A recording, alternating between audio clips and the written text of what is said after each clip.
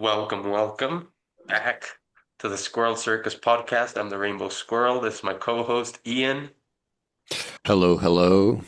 How are you guys? and today we have a guest. It is River Luke.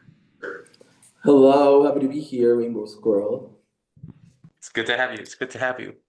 And so, what will we be talking about today? Classical liberalism. Classical liberalism and how it relates to anarchy, minarchism, different sort of theories on how government should run or whether it should even exist. The So let's perfect start with society. how society should run and what sort of legal frameworks are most appropriate.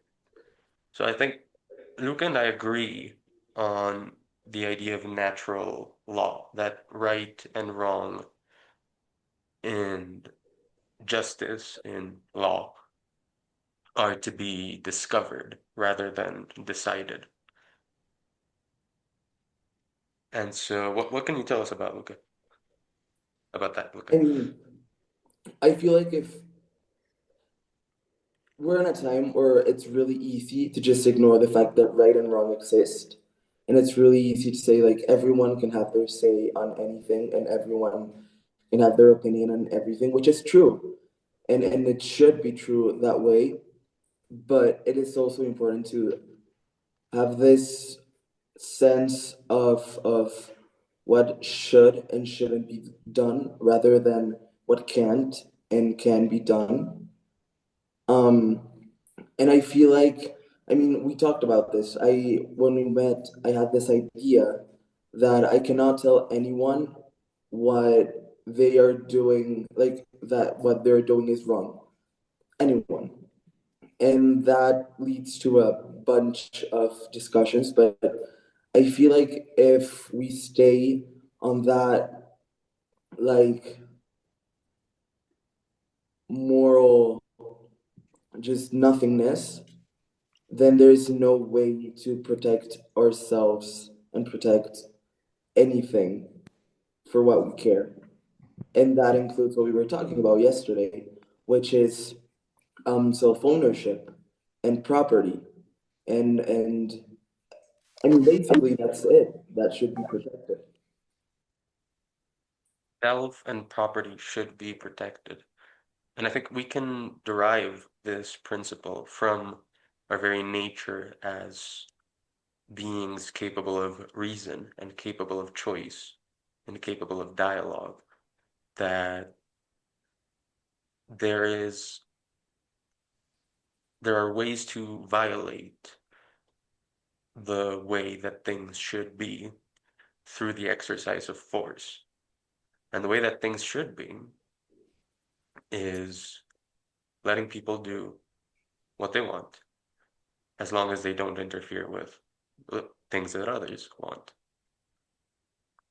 I've sort of been working on this for like a month or so, or well, probably longer. The idea that this seed, this principle, can be subdivided into 7 branches. And I posted a video about that a few days ago. Well, a few days ago by the time this comes out, yesterday, from the time that we're recording. And the first of those is self-ownership. The second is free speech. The third is private property. The fourth is free exchange. The fifth is non-aggression. And that's the closest to the seed, probably. The sixth is equality before the law, equal rights. And the seventh is limited government, that whatever institution, whatever organization holds the most power in society, specifically power over the use of force, has to be bound by the previous 6 principles and by the seed. And so what can you tell us about that? I have a lot of questions about each one of those, first of Okay, all. let's do it like a reverse interview. Yes, basically. But I feel like it's the closer we are getting to natural selection, if that makes sense, but in a healthy way. I, we were talking about it Go for it. yesterday, how animals and the way they work is the closest to anarchy that there is. I would say And it's full on anarchy the way animals work, which can be concerning because it's not how Rothbard, for example, defines anarchy. Rothbard defines anarchy as a society where no one can initiate the use of force against another person, a society where the fifth principle is completely dominant. But that's not how but that nature just works. that's just Sitch's law. That's just different definitions of Different the same thing. definitions of what anarchy is. And so, by that definition of Rothbard's, nature is quite far apart from anarchy. But if we're getting into definitions, then we're just talking about the same thing. I think we should explain what Sitch's law is. Do you want to explain it, or should I? You go ahead. So Sitch's law is the idea that the vast majority of arguments uh, in the sort of political, philosophical realm are about definitions. And so it's useful to know that and to have that in mind so that when there is an argument that's turning into Sitch's law, you can be like, okay, this is what the disagreement is. We're trying to fit different definitions to the same word or Mhm. different words to the same definition. And so I would Yeah. say Rothbard's idea of anarchy as society where no one has the right to initiate force against another is great. I absolutely adore that idea. But I have the question of enforcement. How does one guarantee or how does one make a bulwark against the initiation of force in any given society? And that's probably where I would be skeptical of Rothbard in saying that private agencies can handle the enforcement of that principle. But I'm not condemning it outright. I think it's a laudable ideal. I mean, I feel like that's where the fifth law comes in, where it's you can Non-aggression. only initiate force if it is inflicted on you first. But that's not initiation. That would just be retaliation. Oh, sure. Such Sitch's as law law is then. going to come in a lot. Yeah. Yeah, this is going to be a whole Sitch's law podcast on energy. Yeah, but going back to the question, I feel like it is the closest we are to, and I'm gonna say this very, very, very like unculturedly, okay? And I need you to Fair have that enough. in mind. It's my hear me out again. It is closest to caveman stuff. If a Like caveman, like this is kind of my concern. Caveman, stronger caveman comes in, wants to take your food, beats your head in, takes your food. that's why I'm saying unculturedly. Because what I mean by that is not like literally. I mean that more in a sense of it's closer to that than to what we are like a lo que estamos acostumbrados. You know? It's not We're even used like to classical liberal society where for governments play a mixed role of aggressor and defender. and not it's not even that mixed. It's more of an aggressor. It's more of an aggressor than it is of defender, but it's less of an aggressor than other forms of government. Fascism, Sure. monarchy, feudalism, communism. God, that's pure aggression. Yes. But what I mean by that is more of we're not even talking about like a constitution where it's you cannot do this specifically. It's more of just rational thinking. If we're talking about those seven laws, it may not be rational to everyone, but it can be even if someone's interests are not the same as another's. because it can even contain, like, I feel like those seven laws can contain most of the non-natural disasters we hear the most about. Usually it's really easy to just bring up Hitler, right? In every I made single a whole argument. video about that. Yes, I love bringing up Hitler. I know you love bringing up Hitler, but it's Because I really mean, easy if to I can bring that explain up. that, it's the easiest way to like try to yank someone's eyes open. Like evil exists. Just look at this thing. Look at Hitler. Evil exists. Right, right. But the thing is, that evil is gonna exist always. We cannot get rid of it ever, That's ever, right. ever. That's right. And so it's not about trying to tell people, hey, stop being evil. It's just if you're gonna be evil, hurt yourself, no one else. So, because if we're talking about Hitler, for example, all of those laws would prevent what he did. And maybe free Yep. speech could, like, because even if we're talking about free speech, we're talking about hate talk. But Yeah. every single person who is listening to that can have the self-ownership and rational thinking of saying, I agree with this or I don't, and I'm going to condone it or I'm not going to condone it. Right.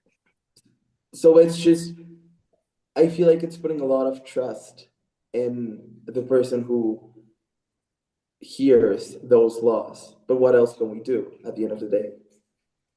That's the thing. That's where at least the more I don't want to call it conservative, the more classical part of the liberalism, Ayn Rand, for example, would say that you need an objective arbiter. We love Ayn Rand.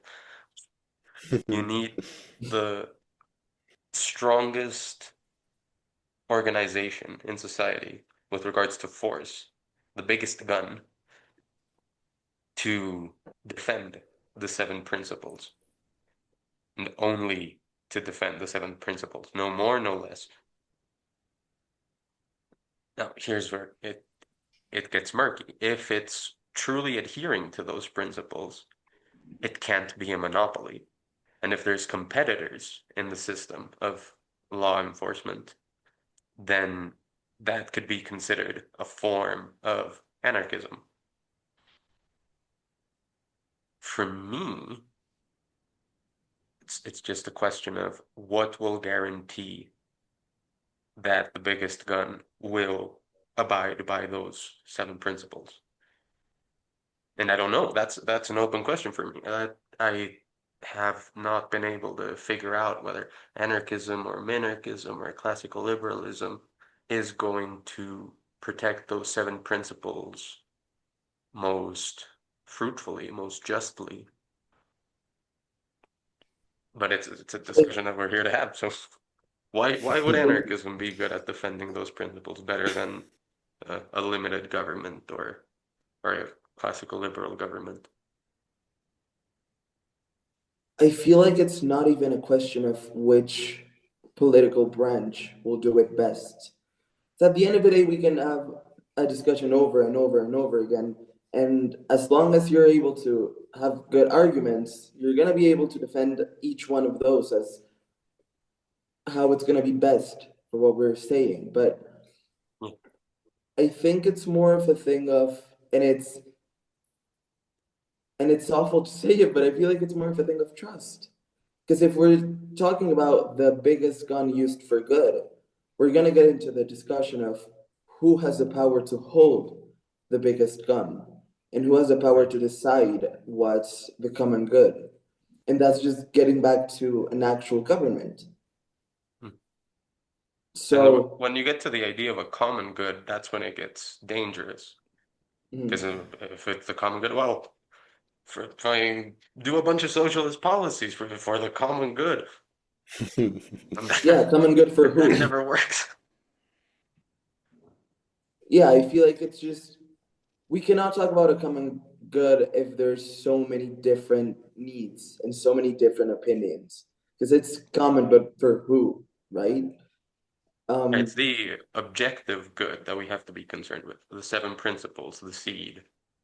exactly. We're not talking about big picture stuff like you cannot make, I don't know, una empresa enorme that does blah blah blah. We're talking about you cannot steal my bread. It's not really getting into the specifics of people's lives. But I feel like we cannot talk about the biggest gun without bringing up the question of what if everyone has the biggest gun? And and I'm not trying to be a communist here. No, I'm that's just decentralized law enforcement. That's pretty cool.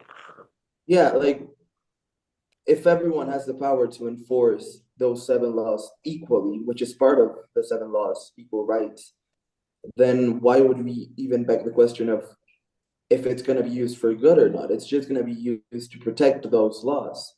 And it's just Well, we go can ahead, no. never ensure that it's going to be used that way because not everyone's going to agree with them because most people or a lot of people are going to be affected by those laws if they want to do something evil or if they want to do something that's not in accordance to those.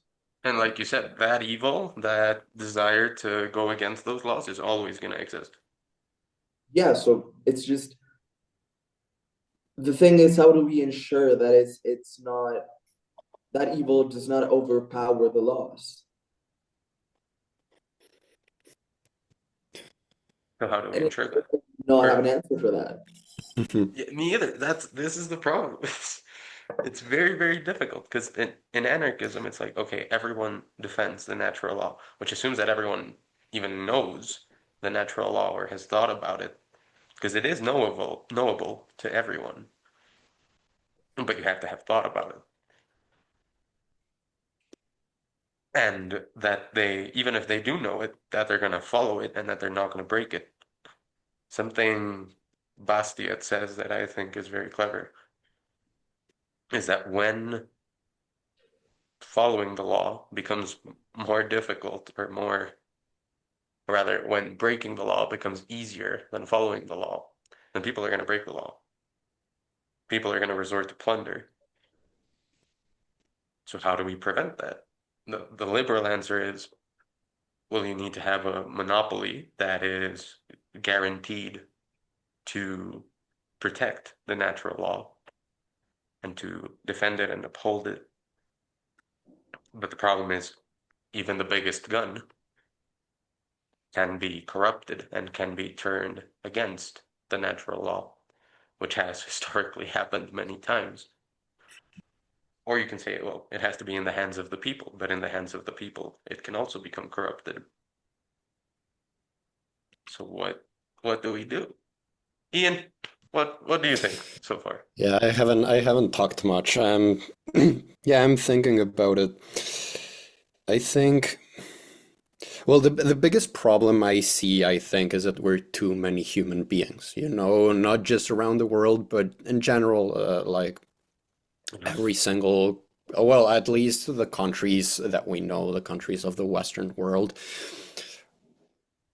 I, For I the wouldn't say record, overpopulation. I mean, yeah, overpopulation is a problem, but just the sheer amount of people that live in single communities in big cities, so many people that have so many different points of view of what the natural law is and they have a different, I don't know, spiritual belief and different, this massive society that we live in, even if we like separate it into the different cities. I feel like inside these big groups that we're trying to manipulate all as a one single thing, or not manipulate, more like just create a system, right? For I think it just becomes very difficult just because of that. If we had like smaller communities, right? If everyone just kind of went into their own little communities oh, and wait, just to clarify, by smaller communities, do you mean communities with like like Tribes. I countries think it could be subdivided? Like balkanization, Yeah, no, I think it could be literally anything. Like it could be or just less as humans? much as Because then I would not agree. nationality as no, as much as nationality or ethnicity as I don't know, even expertise, area of expertise. I mean, you don't have to be part of one community. I think it's not about creating a system to organize a whole city, but create a system that works equally for each little group that exists. You have the group of architects, you have the group of engineers, you have the group of um, I don't know, whoever knows how to grow food or whatever. And then apart from that, you have the group of the Christians, the Jews, I don't know, whatever religion you might think of. And then you have the groups of, I don't know, the woman and the man, and then I don't know, the whole spectrum. You have different groups that create within this. If we have a system that works for just one of these groups, I think you have a system that will work for all of them.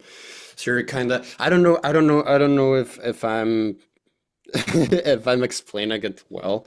I I think don't it's know. not about creating one system for everything, but one system for the little things that create our society, that the little pieces that kind of construct the big communities that we live in.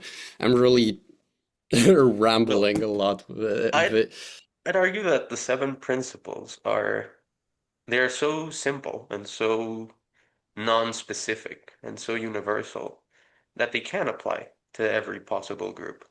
And that gets specifically to the fourth principle.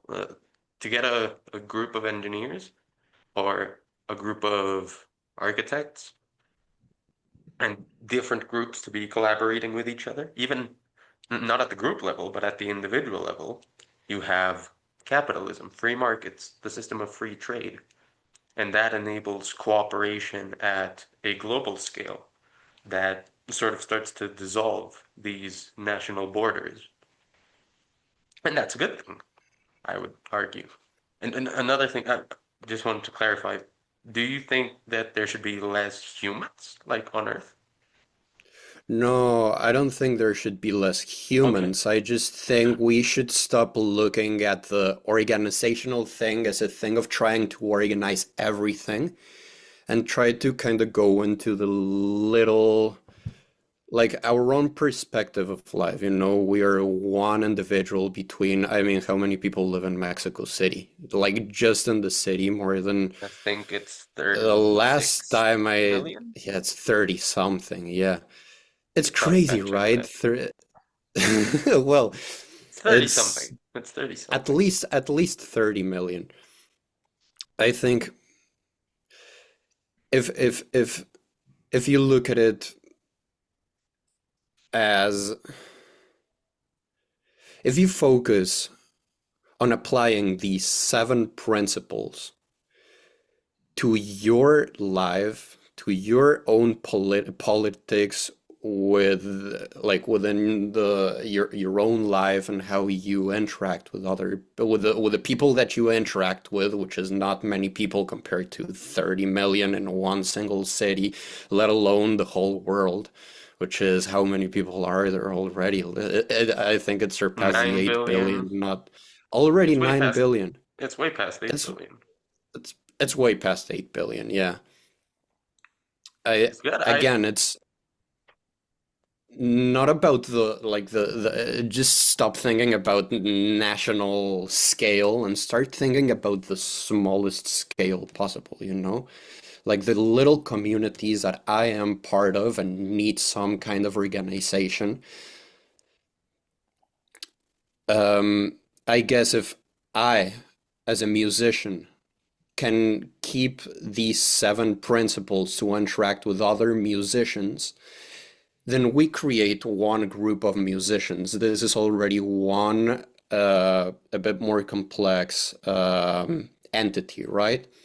But then there's the entity of the painters, right? The visual artists, and then you got the entity of the, I don't know, the film people, right? Or the entity. All of these are entities that form part of one bigger entity that is the art entity, right? The artistic entity, the creative entity.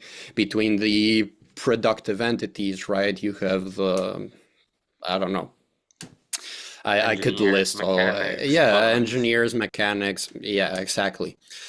So if you as an individual within your own community can keep these seven principles, then your own community as a known as a single entity, well, as a one entity, can use these seven principles already to interact with other entities. And these other entities can interact with other entities, right? As a big entity, as the art entity, like which is already composed of three levels of complexity. I'd argue more than three levels. Yeah, I mean, you're kind of starting from a little seed from yourself, right? And starting to expand it from the small communities that we have and try to get to the kind of larger, broader. I mean, that's kind of the idea I have. I mean, but it's difficult, right? Because I, as part of the musical entity, how am I going to transmit or communicate the idea of these seven principles to the other entities, right? I think that's a problem I encounter. I don't know. I don't know. And It is how it is difficult. It is, I think there's so many aspects and factors that just kind of attack this idea, right? The idea of these seven principles from so many different sides. I I don't think know. What do you have to say? Luca might have something very important to say about the this idea of small communities that sort of regulate Oh these things. yeah. Yeah, I think Um, Luca might know more about this than we do. well, we were talking about this. I also love this idea of like I call them little tribes, right? Um, I would be scared of just I get the idea of branching them from musicians or theater people or mechanics or cooks and stuff like that. I do think about if that would bring segregation, but maybe that's just me. Um, No, it's a I, valid concern. I feel like then it's just a thing of if we're gonna put into practice the seven laws, then freedom of multiple communities and freedom of speech within communities outside of my own is like permitted, you know? Oh yeah, totally. What I meant with these communities, I think there are communities that you don't create and don't label as communities, but that just happen naturally, Yeah, that you're just right? part of. I mean, I'm a musician, but I am also like a big fan of, I don't know, sports, right? I'm a rock climber. I really like rock Yeah. climbing, so I'm already part of different communities that I don't. I mean, you can label them as communities, but not necessarily just enclose them as communities, right? I, but yeah, I think it's true. If you create communities and establish them as communities, there is definitely a big risk of segregation. Because, Yeah. Right. I no, I get that. I feel like if it's more of a we live in different parts, but we're still part of a community, that's way healthier. And it's not, it doesn't have the risk of segregation. And I feel like then it's just more of a thing of what you're doing here. If in the Rainbow Squirrel, for example, we have a philosopher, we have a musician, and we have an actor, right? And so we have already people from three different communities or tribes or whatever you want to call them. The And I'm sure the philosophers are not going to want me in their tribe, that's for sure. philosophers don't want anyone in their tribe. That's what I'm saying.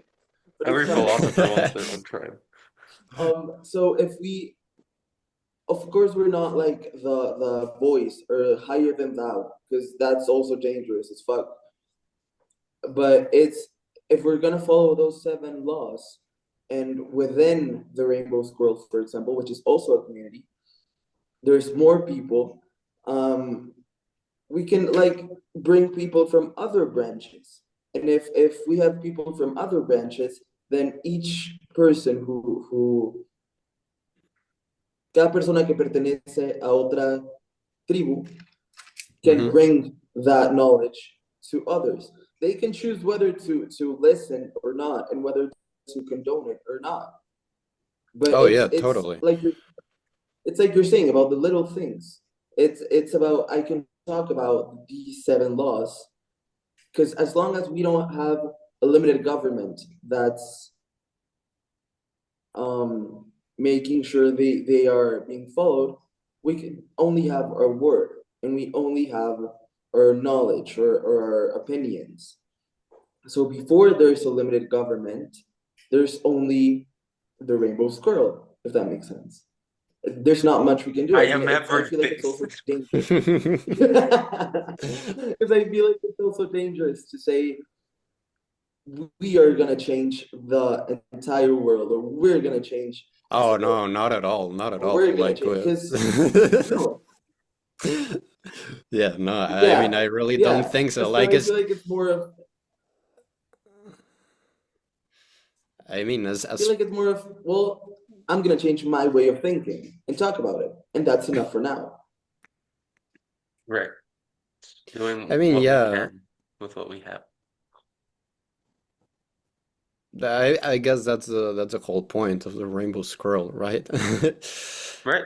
Like there's Also, people have to sort of hear these ideas about the natural law, about the seven pillars, about limited government in order for them to, sort of pile on until there's enough mass, enough momentum behind these ideas to actually have a change. yeah, totally.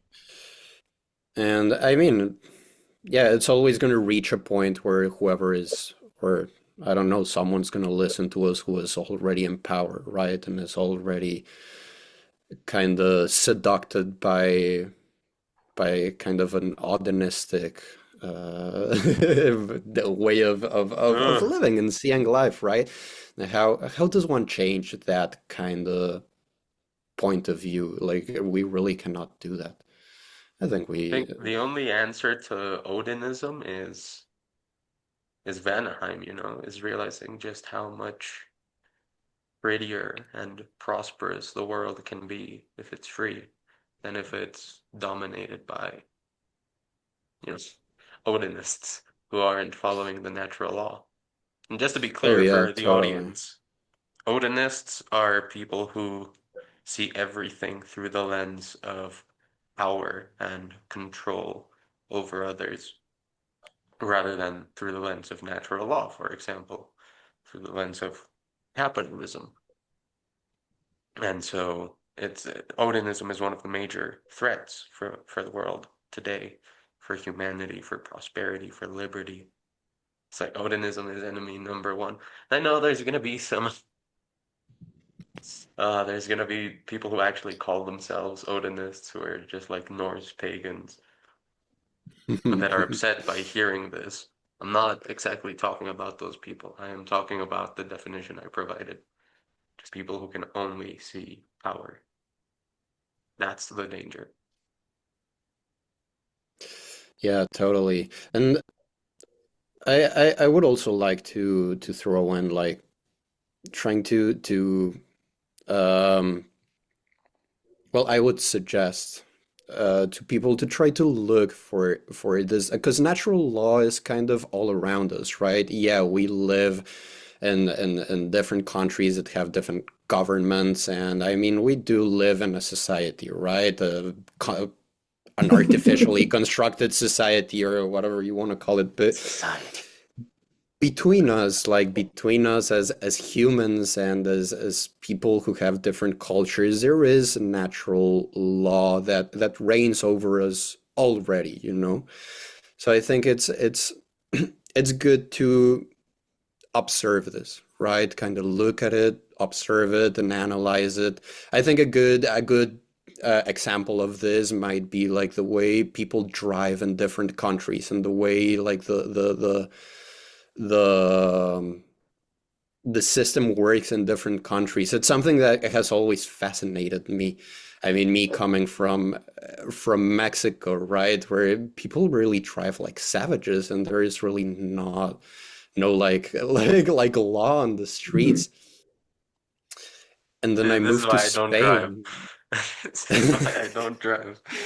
But it's interesting. Let me tell you a funny thing that I have personally noticed. I don't know if it's true, but we definitely should check like statistics for this. But I've like lived in Spain for 3 years after living in Mexico, and the system in the street is very different. It's very, I mean, from one side, it's very based on kind of an authoritarian, very authority like driven thing, you know, like you follow the rules because you know that if you don't, you're gonna get in trouble for it, right? And not because of yourself, not because you're gonna maybe run someone over or you're gonna crash, but because Not because you're gonna hurt there anyone. is no, but because there is an authority constantly watching you, right? And like police actually do their job, right? It's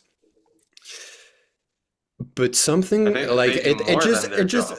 Their it rightful proper job under natural law would just be to enforce the seven principles. I feel like they do a lot more than that. They enforce oh principles yeah, and that it's were it's invented pretty by exaggerated. politicians. Like yeah, it's pretty exaggerated. Like I can prove this by telling you like people don't cross the street in Spain. Like if there's no cars, like you see no car coming, people still don't cross the street because it is forbidden unless you use like the special the zebra lines to cross the street. But people don't cross the street because it's forbidden.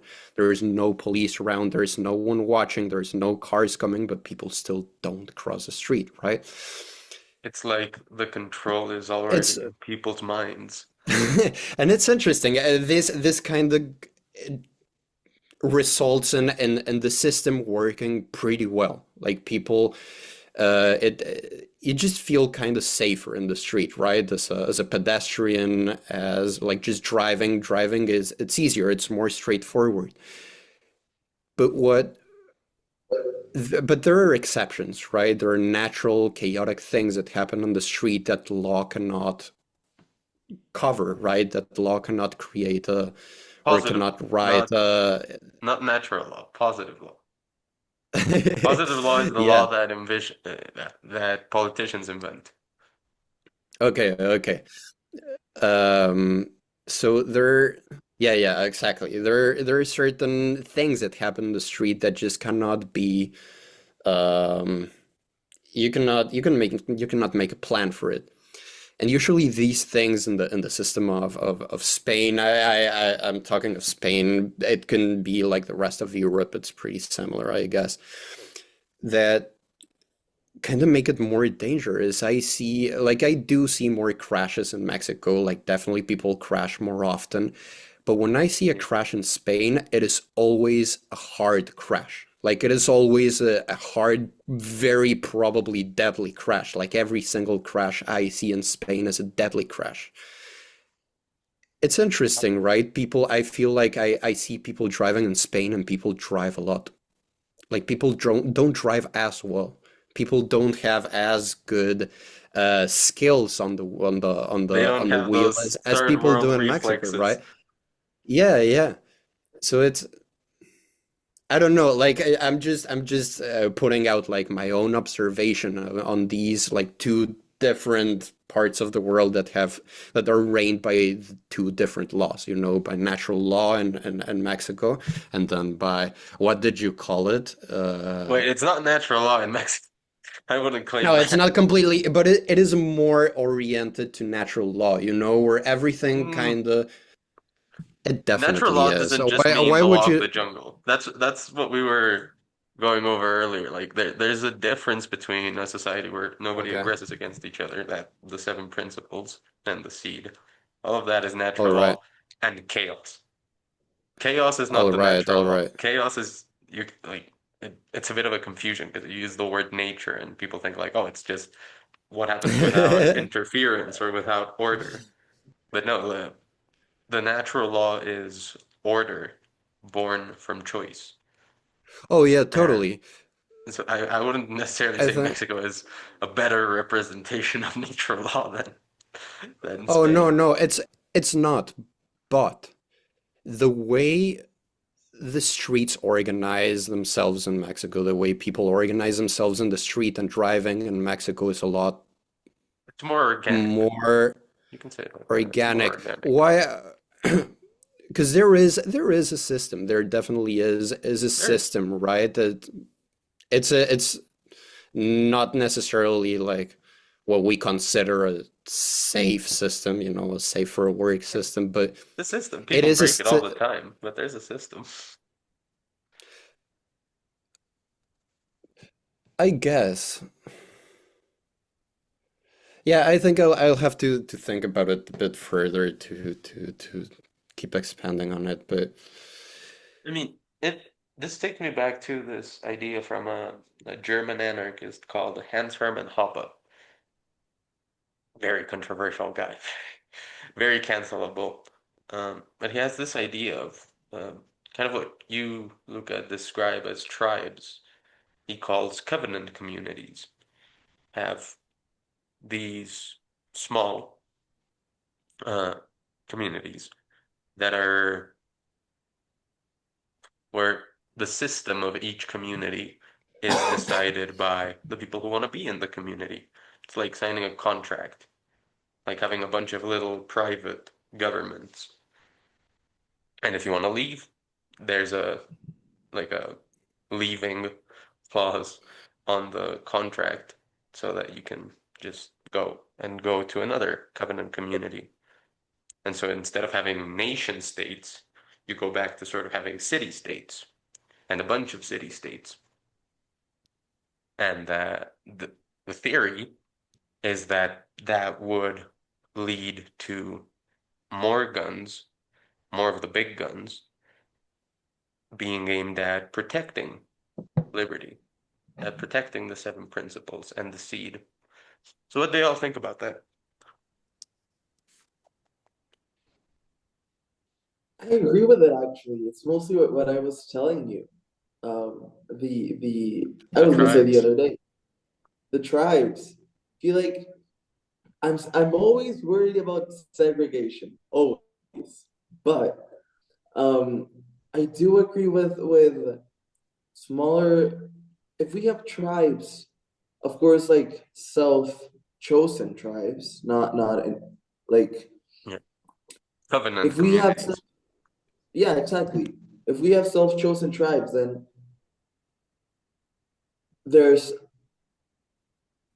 hmm, wait, no, I retract myself, actually. On what? Because on my agreement, With Hoppa? yeah, Okay. I feel like it's if we have a little tribe of people that think alike, sure.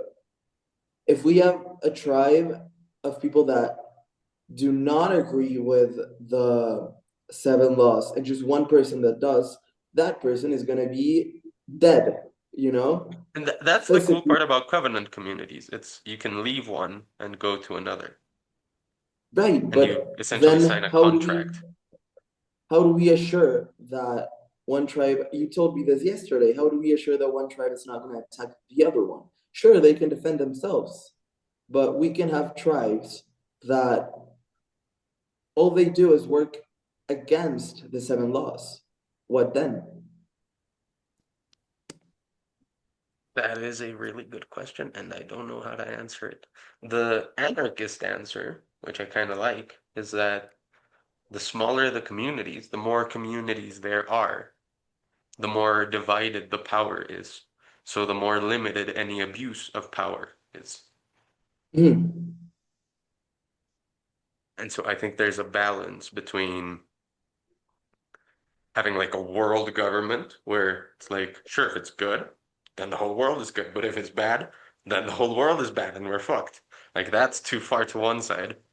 And having everyone be their own government, because again, you just have chaos. Not even anarchy, just chaos. So it's a matter of finding the sweet spot of to at what level do we have the units of power and of jurisdiction. And I think city states, covenant communities are probably the best answer to that. Nation states are already way too close to the whole global government thing. And that's why you have something like the United Nations, you know? Because it's like Hmm. it's 1 degree of separation away from being a world government. So I think bring it back, not nation states, not not like individual person states, but city states. And city states where there's an active push from philosophers, from people like us, to enforce the natural law. The natural law, not as some person opinion says it is, but as logic says it is, driving from self-ownership to free speech and property rights and free markets and non-aggression and equal rights and limited government. That's like my idea, but it's not a Oh, very sure. specific idea. No, but And sure. If it's close to Hoppe's idea. It's close to the idea of a covenant community. Covenant community and the city yeah, state are pretty close. yeah, I feel like it's just different definitions, but well, different names for the same definition. Such is law. Um, such as law. Such is But yeah, I law. feel like because the evil is always gonna be there, and there's always gonna be people that work towards destroying the seven laws. But you're right. If we have like smaller, more reduced societies or tribes, I love the word tribes, so I'm gonna keep calling them tribes. I But hate if it. we have tribes, um, then that evil is still gonna be there, but it's not gonna affect like more people. It's gonna affect that community. And if And maybe they the decide surrounding to, tribes, but sure, but better. within those laws, they can defend themselves. Yeah, okay. Yeah, because self-defense. That's principle number 5, non-aggression. Yeah. So yeah, I think we've come to sort of conclusion that power has to be limited. Uh, there can be no special exceptions of how one person gets to use power or how one institution gets to use power. It is wrong to initiate the use of force. It is okay to use retaliatory force. People have to be able to trade and to exchange their labor and their goods. People need to defend their property. People need to defend their person and their property. And people need to be allowed to say what they want to say, even if it's horrible. Because, for example, there's, I guess we can finish up with this on free speech. There's this idea that Nazism happened because there was free speech, but it's quite the opposite.